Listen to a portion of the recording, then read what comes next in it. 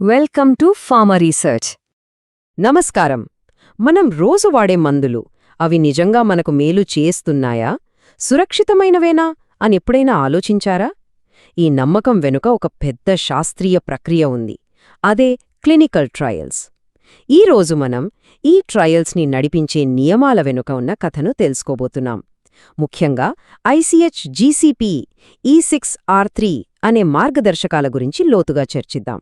ఇది ఏదో technical document మాత్రమే కాదు, ఇది ప్రపంచవ్యాప్తంగా రోగుల భద్రతను కాపాడే ఒక బలమైన రక్షణ కవచం లాంటిది. ఈరోజు మన ప్రయాణం ఎలా సాగుతోందో ఒకసారి చూద్దాం.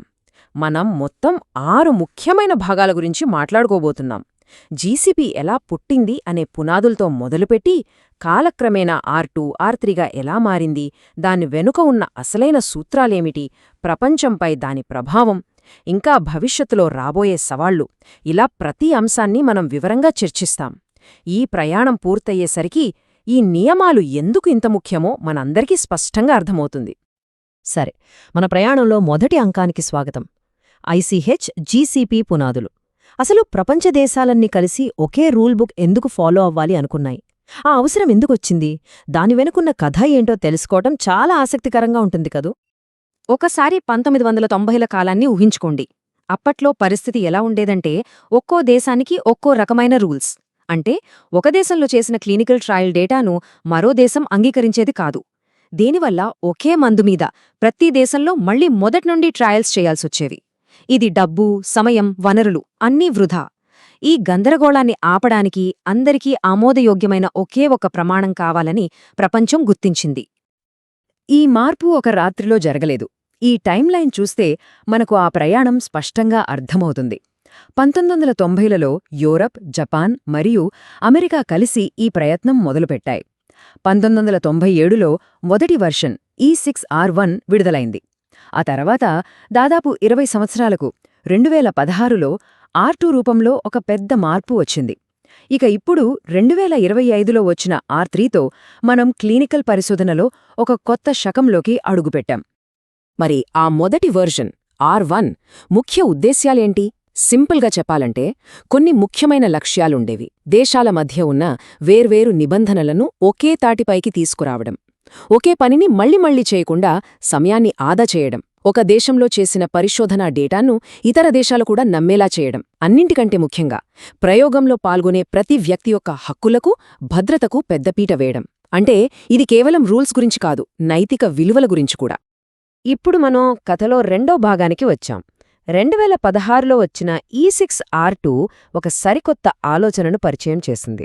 అదే వర్క్ హార్డ్ మాత్రమే కాదు, వర్క్ స్మార్ట్ అనే కాన్సెప్ట్.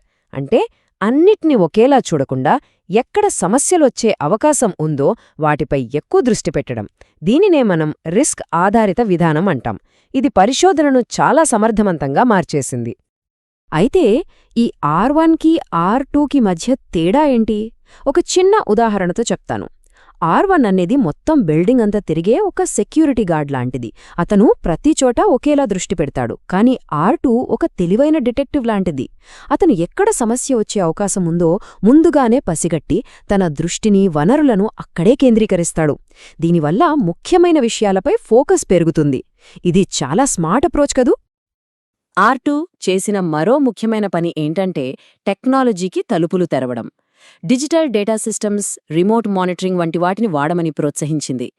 దీనివల్ల పరిశోధన వేగవంతం అవడమే కాకుండా డేటాలో తప్పులు జరిగే అవకాశం బాగా తగ్గింది.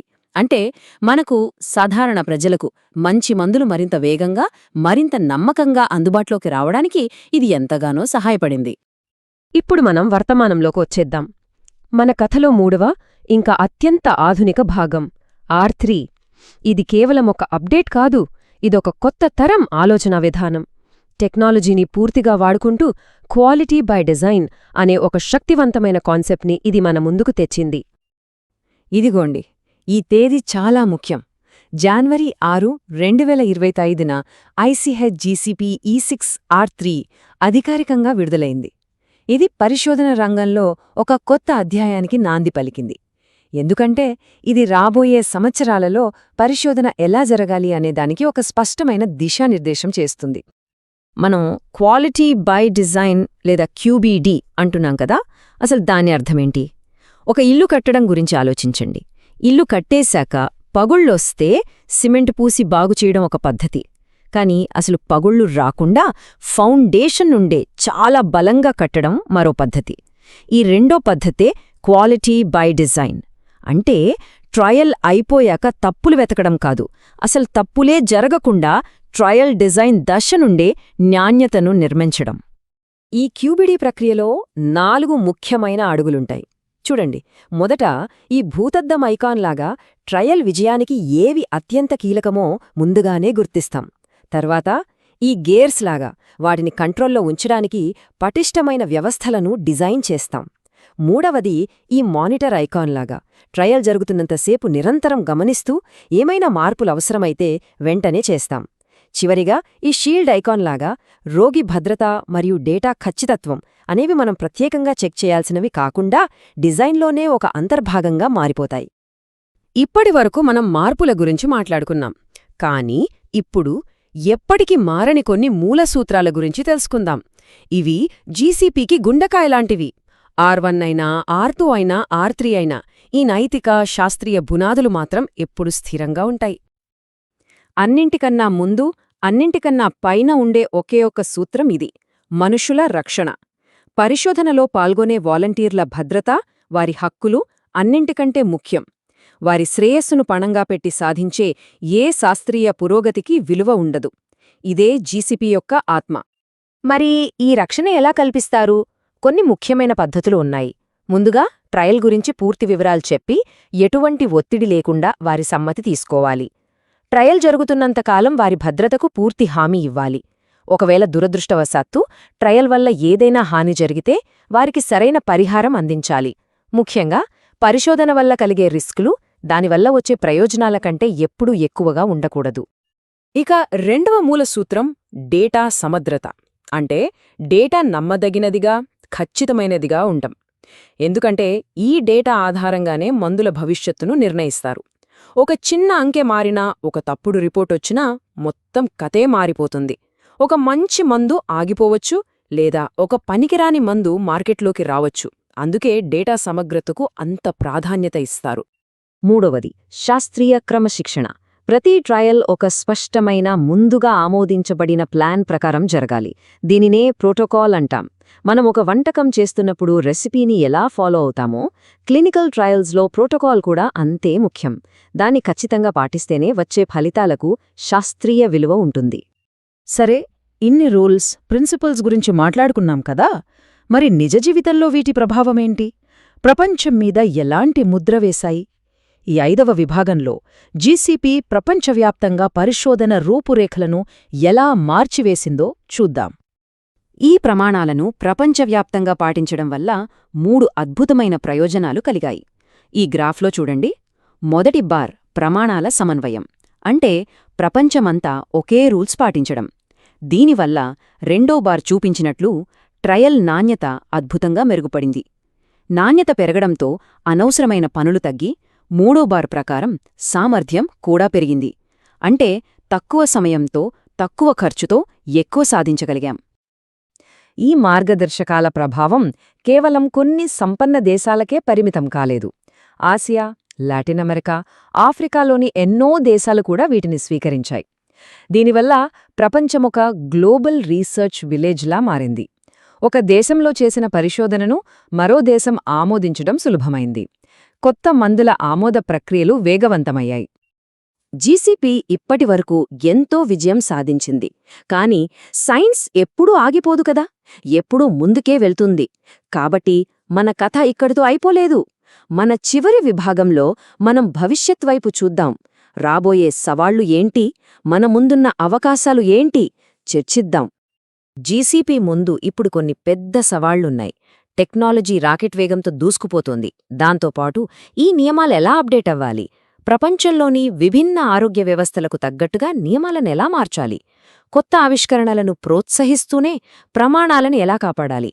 అన్నింటికంటే ముఖ్యంగా పరిశోధన మీద ప్రజలకున్న నమ్మకాన్ని ఇంకా ఎలా పెంచాలి?